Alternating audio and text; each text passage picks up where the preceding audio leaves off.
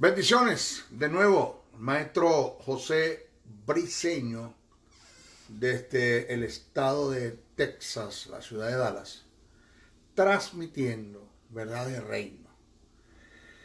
En esta ocasión voy a dar respuesta a una pregunta que me hicieron, respuesta que voy a sacar en mi programa Respuesta del Maestro, a una pregunta que me hicieron. Es un caso que por ende se dio en una ciudad, en un estado, en un país, en una iglesia, donde un líder de esa congregación pues cometió un acto de adulterio y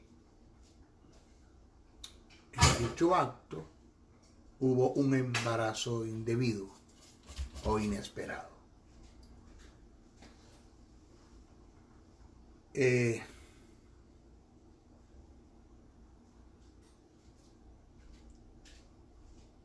Aún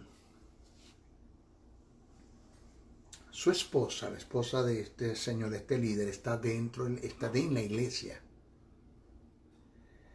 Y él volvió otra vez a la iglesia con la mujer con que cometió el acto de adulterio, la embarazó y volvió a la iglesia y tuvo unas conversaciones con su pastor, el cual conozco enteramente.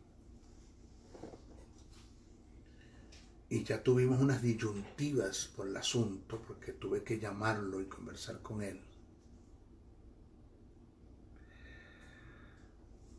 Pues los aceptó dicha relación, les dio cargo. Pues al fin y al cabo, cuando usted pide perdón por un pecado, pues Dios lo lanza a lo profundo de la mar. Esa es su teología. Lo lanza a lo profundo de la mar y Dios no se acuerda más de él. Borrón y cuenta nueva. El que cree en Cristo, nueva criatura es. Las cosas viejas pasaron y todas son hechas nuevas. Pensamiento teológico totalmente desfasado del pensamiento de Dios, de la verdad del reino. Me llamó una persona que está preocupada del asunto, que está allí, vive allí, está congregándose allí. Me dijo, maestro, quiero su opinión, es una pregunta que le estoy haciendo. Pues déjeme decirle algo. Toda persona que que caiga o incurra en un pecado, cualquiera que sea el tipo de pecado,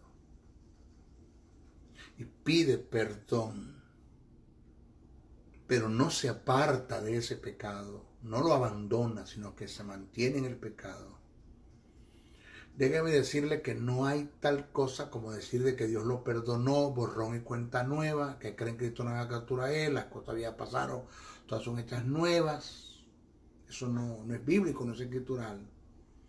Sino que ese tipo de persona que todavía está en ese pecado, pero según él pide perdón, pero se mantiene en el pecado, déjeme decirle que está en un pecado continuo, que nunca será perdonado hasta que él no tome la actitud de su verdadero arrepentimiento y abandonar el terreno del pecado en el que está. En el caso que sucedió allí,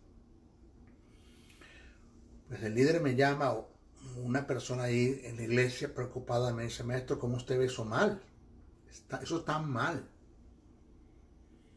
Porque la causa de su pecado es esa mujer, una amante, por la cual él abandonó a su esposa con sus hijos, la embarazó y se fue con ella, pero tiene el coraje.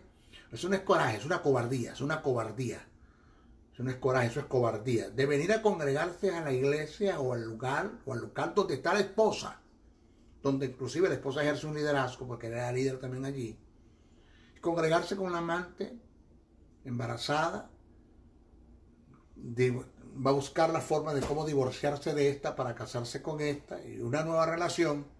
Este es mi nuevo matrimonio. Y según el pensamiento de él y aún el de su pastor, porque el pastor lo aceptó, esto es borrón y cuenta nueva. A su nombre gloria y fuerte el aplauso al Señor. Eso no es bíblico, eso no es escritura. En el Antiguo Testamento el principio del reino es que si tú pides perdón y te apartas del pecado, prosperarás. Alcanzarás misericordia, pero te tienes que apartar. Tiene que haber un acto de arrepentimiento, ver un giro, que haya un giro de 90 grados, tú dejes de mirar el pecado y te centras en el pensamiento de Dios, en la verdad de Dios, en el propósito de Dios, en la santidad de Dios, y empiezas a cumplir con los principios del reino. Esto es en cuanto a la ley, pero en cuanto a la gracia, las cosas como que son un poquito más endebles para muchos, no sabiendo que la gracia es más exigente que la ley. Porque para muchos gracia es libertinaje. Viva la Pepa, su nombre es gloria, fuerte el aplauso para el Señor. No, la gracia es más exigente que la ley, porque en la ley para declararte adúltero tenías que conseguirte con la mujer en el lecho. En la ley, para declararte adúltero tenías que conseguirte con la mujer en el lecho. En la gracia no. En la gracia tú miras a una mujer, la codicia y eres un adúltero. Aunque no mancille y eres un adúltero. Pues tiene que ver con el motivo. En la ley para declararte un homicida tenías que conseguirte con el arma en la mano y el cadáver. En la gracia no. En la gracia tú odias a tu hermano y eres un homicida. ¿Eh? En la ley, el agresor tiene que ir al agraviado a pedir perdón. En la gracia no, en la gracia el agraviado debe ir al agresor. ¿Y por qué? Si tu hermano tiene algo contra ti, no tú contra tu hermano, sino tu hermano tiene algo contra ti, ve tú a él. Pero porque yo tengo que ir a él, tiene que venir a mí. Si el que me agredió fue él, no, esa es la gracia, ve a él. Si alguien te pide que cargues una milla, el caso de un soldado romano podía obligar a un judío a cargar una milla, una carga por una milla. Por eso es que aquel soldado obligó a Simón de Cirineo a cargar la cruz de Jesús, pero por una milla. Al llegar la milla yo suelto la carga y ya no era penado el que no lo hiciera. Jesús dijo, si alguien te pide cargar una milla, ve dos. Si alguien te quita la capa, dale la túnica. Si alguien te golpea una mejilla, ponle la otra. O sea que la gracia es más exigente que la ley. Entonces para muchos la gracia es libertinaje. Eso no es lo que enseña el texto bíblico. O sea, mientras si yo pido perdón, pero me mantengo en el pecado, tengo problemas. Cualquier tipo de pecado de inmoralidad sexual, que es lo que llama la Biblia como fornicación, que la palabra fornicación no es lo que me enseñaron que sexo fuera el matrimonio, no, fornicación es todo acto sexual ilícito delante de Dios. Aún dentro del matrimonio se puede cometer la fornicación, porque fornicación es todo acto sexual ilícito delante de Dios. Cualquier tipo de fornicación en la cual yo esté, pida perdón, pero no me aparte de eso, pues yo estoy en un pecado continuo. Eso nunca será perdonado. Eso está allí. Eso está presente.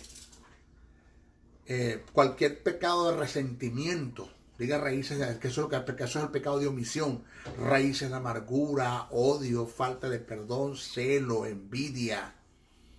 Eso que está en el corazón, que es los pecados de omisión, que es el que no se ejecuta, es el que se lleva por dentro. Yo pido perdón por cualquier otro tipo de pecado, pero me mantengo en ellos, señores, no hay perdón. Yo estoy incurriendo en el pecado, yo estoy en un pecado continuo, eso no ha sido perdonado todavía. Cuando yo entro en el pecado del litigio, la lengua, eso es un pecado que nadie juzga en la iglesia, ni disciplina, no dicen, de eso no dicen nada. Y hay un texto en el Proverbio que escribe Salomón que dice que hay 6 pecados que aborrece Jehová. 6 pecados que aborrece Jehová. Y uno abomina su alma. Y la palabra abominación es todo aquello que usted hace y dice, y que con lo que hace y dice a Dios le dan ganas de vomitar, le dan náusea. O sea que el texto dice hay 6 pecados que aborrece Jehová y uno le da náusea, ganas de vomitar. ¿Cuál? El que levanta discordia en contra de su hermano, el litigio, el pecado de la lengua. Por eso la Biblia dice que bienaventurado es aquel varón que no anda en consejos de malos, que no anda en consejos de malos, no presta sus oídos como basureros del diablo para estar escuchando, ni estar emitiendo opiniones de preguntas que le hacen. Pero si a mí me pregunta, maestro, ¿qué usted opina del pecado que cometió el pastor Juan de los Palotes? Yo siempre he dicho, mira, mi opinador se dañó. Yo tengo el opinador dañado. Yo no opino nada. Porque yo he aprendido en relación al pecado que una persona, un ente o un ministro pueda cometer, he aprendido a corregirlo, a instruirlo, a levantarlo, si él quiere. Pero nunca hablar ni criticar ni difamar. Yo aprendo de los errores de la gente, pero no critico sus errores. Porque he aprendido que un buen discípulo es aquel que aprende aún hasta de los errores de su maestro, pero nunca lo difama, nunca lo persigue, nunca lo critica. Entonces mi opinador está dañado, mis oídos no son basureros del diablo para estar escuchando chisme. Yo puedo escuchar una novedad, porque la diferencia que hay entre un chisme y una novedad es cuando la información se da para destruir, es un chisme. Y cuando la información se da para restaurar, a ver qué podemos hacer aquí, maestro, eso es una novedad. Y por otro lado, mi lengua no se presta para sentarme, que es lo que dice el texto, ¿no? Cuando bienaventurado el varón que no anduvo en consejos de malos, ni en silla de escarnecedores se ha sentado. La palabra silla de escarnecedores no es lo que me enseñaron a mí, que el silla de escarnecedores son las sillas de los cines. Usted no vaya al cine, porque es una silla de escarnecedor. Eso no está hablando de eso. La palabra silla de escarnecedores tiene que ver con la posición que yo tomo, que yo adquiero para sentarme a hablar en mal en contra de mi hermano. Eso es silla de escarnecedores. La posición. Escarnecer, despellejar, deshuesar, destruir, acabar con la lengua. El apóstol Santiago dice que el que haga esto tiene que ser influenciado por el diablo, que es una influencia satánica que viene del mismo infierno. Porque aunque yo tenga que hablar y que decir de la gente, mi deber es restaurar, no destruir. Restaurar, no destruir. Entonces, cuando pido perdón por este tipo de pecado que es el litigio, pero sigo con el litigio, me mantengo allí, eso es un pecado continuo que no será perdonado. Porque el éxito del perdón no está solamente en que Dios me perdone, en la disposición de Dios, en la paternidad de Dios, en el amor de Dios, en la misericordia de Dios, en la gracia de Dios, en el perdón de Dios, en la sangre de Jesús, en el sacrificio de Cristo. Dios está dispuesto a perdonarme no 7 veces, sino 70 a las 7, que es una elevación. Eso es una elevación, eso no es una multiplicación, eso es una elevación. No hay medidas para el perdón de Dios. Caíste 500 veces en un pecado, cada vez que vas Dios te perdona. Dios está dispuesto a perdonarte, pero ¿cuándo vas a salir de él? El problema no es pecar, pedir perdón, el problema es sal de allí, tienes que salir. Yo tengo que superar esa etapa, no reincidir y seguir allí. Entonces el tipo acá está en la iglesia, con su nueva amante, embarazada, se va a divorciar de su esposa, se va a casar, y las cosas viejas pasaron y todas son hechas nuevas. Eso no es lo que es el texto sagrado. Mientras usted se mantenga en ese pecado, porque esa es la causa de tu pecado. Esa mujer fue la que te hizo caer, que de paso no es una buena mujer. Porque una mujer que sabe el daño que te va a hacer, que va a producir a tus hijos, a tu hogar, a tu ministerio, a tus finanzas, a tu vida. Una mujer que sabe que es una piedra de tropiezo y que va a acabar con todo. Y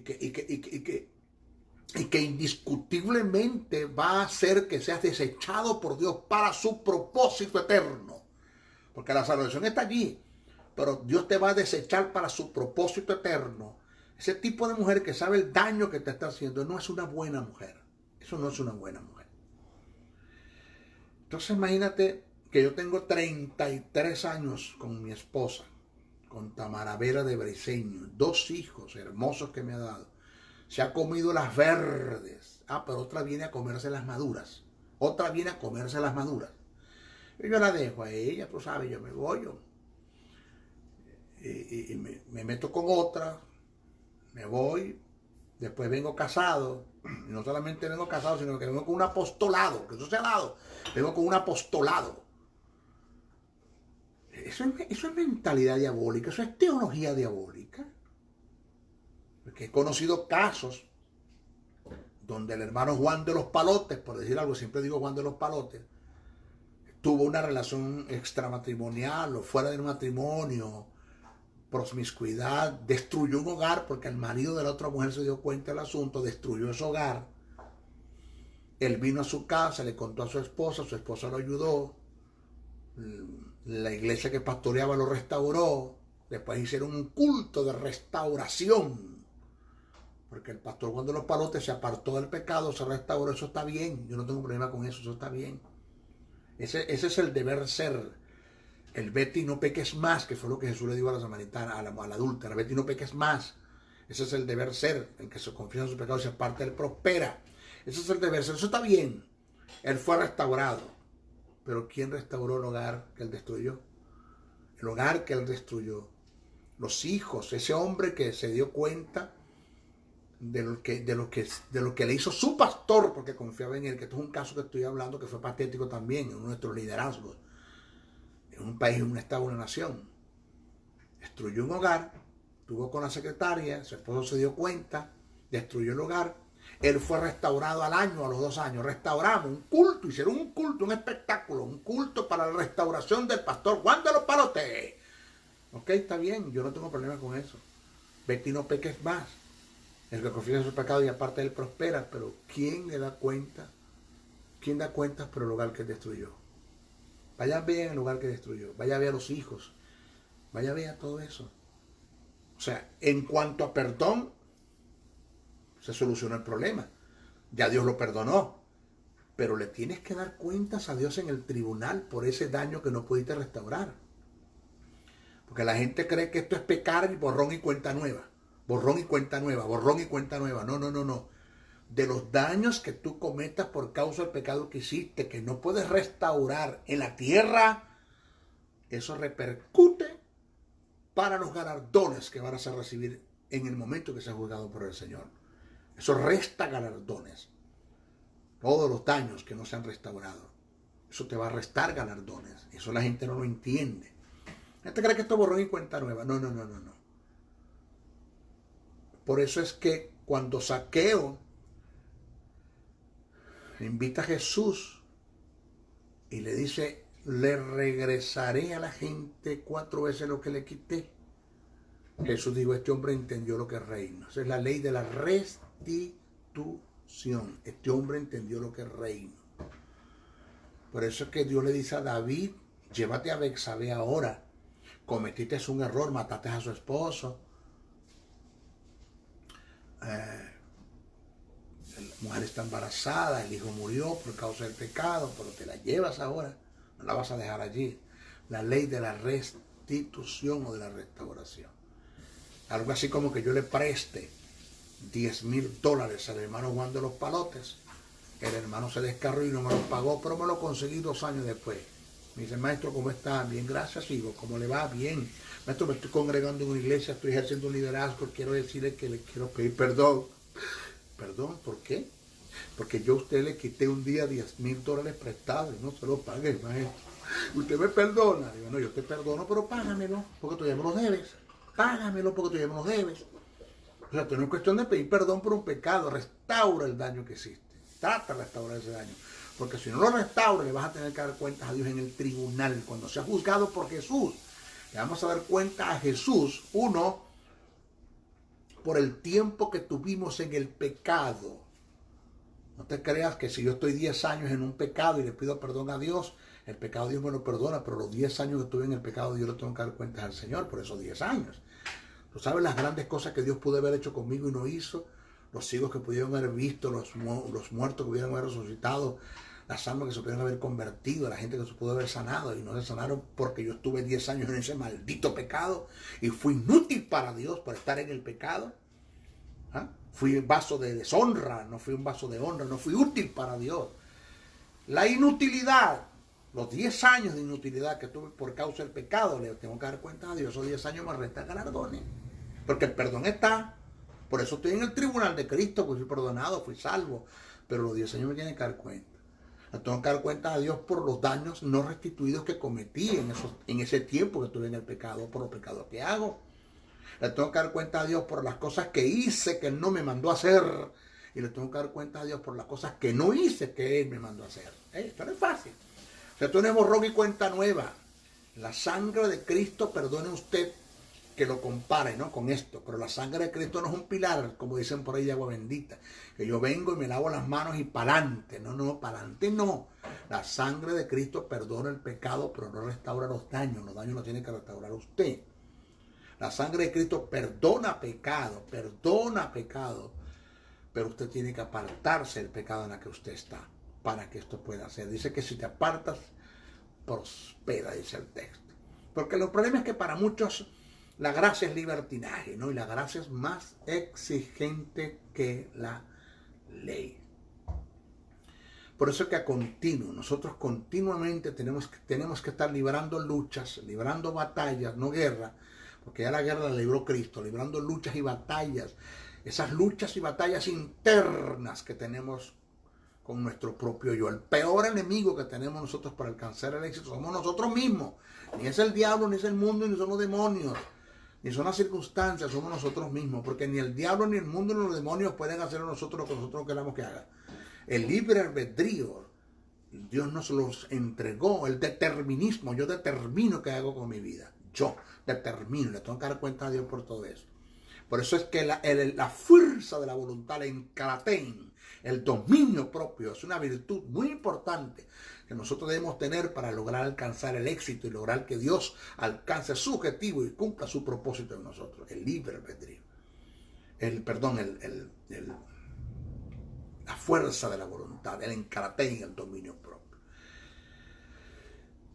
Entonces, hermano, la respuesta para mi hermano que me la hace es no. Una persona que pida perdón y se mantenga en el pecado está en un pecado continuo. Usted le tiene que dar cuentas a Dios. Su crecimiento espiritual quedará interceptado por la providencia divina mientras se mantenga en ese pecado.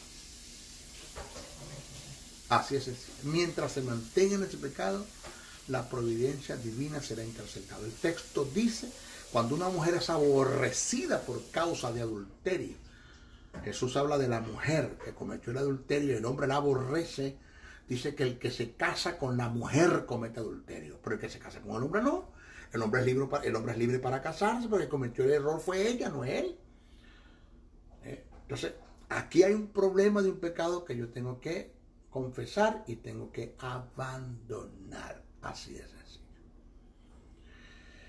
Esos son los principios del reino, los principios eternos. Ser útiles, nosotros tener sentido de traslado, que nosotros fuimos trasladados de las tinieblas a la luz y que nada hacemos en las tinieblas.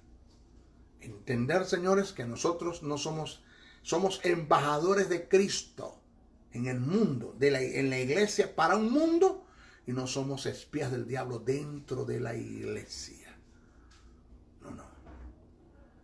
Tenemos que tener sentido de conveniencia. El apóstol Pablo dijo, todo me es lícito, pero no todo me conviene.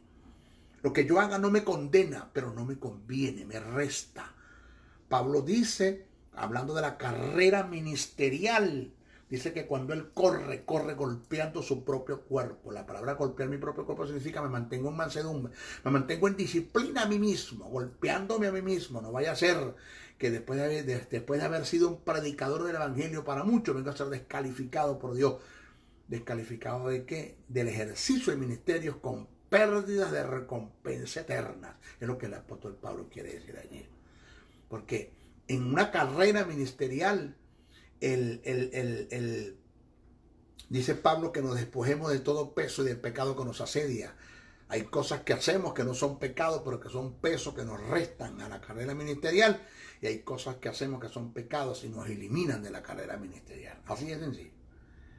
Entonces, esto no es un jueguito, esto no es cuento de niños, esto no es una falacia, esto no es una historieta de Walt Disney, esto es Biblia, esto es palabra, esto es principio de reino. Las cosas de Dios son muy serias. Mire, el llamado, después del llamado a la salvación, el primer llamado que vendría siendo el segundo, porque después del llamado a la salvación, el primer llamado que Dios le hace a nosotros como creyentes es el llamado a la santidad.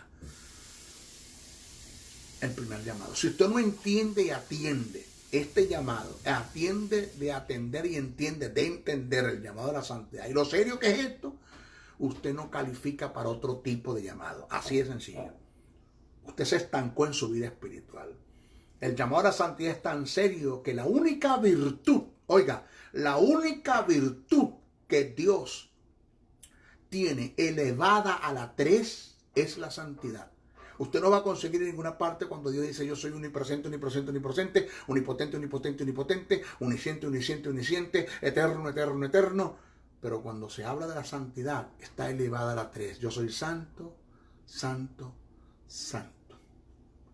Una de las características y elementos de la vestidura del sumo sacerdote era como especie de una esclava que llevaba aquí en la frente, en la mitra, que decía un letrero: santidad a Jehová. Eso tiene que estar aquí en la frente. No lo puso en la espalda, sino en la frente aquí. Que todo el mundo pueda ver y captar la vida de santidad, entendiendo lo que es santidad, de honra y de respeto que tú tienes por lo sagrado. Hay que tener respeto por lo sagrado. Eso se ha apartado, eso se ha perdido. El respeto por lo sagrado se ha perdido. Charles Swindoll decía que nuestras congregaciones es como un leprocomio. ¿Y sabes qué es un leprocomio? El leprocomio es ese tipo de enfermedad donde el leprocomio es ese tipo de hospital donde asisten a los que son contaminados de lepra. Y la lepra es un tipo de enfermedad donde la carne se cae por pedazos del cuerpo. Él dice que nuestras iglesias y nuestros ministerios, nuestras iglesias como se ha convertido en un tipo de leprocomio. Porque en nuestra iglesia hay ministros que la santidad, la moral, la ética, los principios del reino se caen por pedazos de la vida de ellos. No les importa nada. Ya cometen pecados con premeditación, con alevosía, hacen planes y proyectos para pecar, ya se familiarizaron con el pecado y para ustedes contar, no sabiendo que las cosas se van a venir abajo. Dios ha sido muy paciente, Dios ha sido muy misericordioso y Dios está esperando que tú verdaderamente pidas perdón y te apartes de ese tipo de pecado en el que tú estás ahora sumergido en un pecado. Por eso no prosperas, por eso no sanas, por eso no surges. Tu vida espiritual está interceptada ante la presencia de Dios porque Dios no trabaja así. Honra a Dios y tú verás a Dios honrando tu vida. Sé santo porque yo soy santo. Apártate de toda inmoralidad sexual. Apártate de todo resentimiento, apártate del litigio, apártate de toda esa basura que Pablo dice que no te conviene. Así de sencillo. ¿Okay? Maestro José Briceño, de nuevo, le saluda, mi respeto, mi consideración. Oren mucho por mí, bastante. Compartan este mensaje y usted puede aportar una ofrenda para este ministerio. Hágalo, que la recibiremos con mucho agrado y le daremos una inversión, una buena inversión a su dinero. ¿Ok? Maestro Briceño se despide. Bendiciones, bendiciones, bendiciones.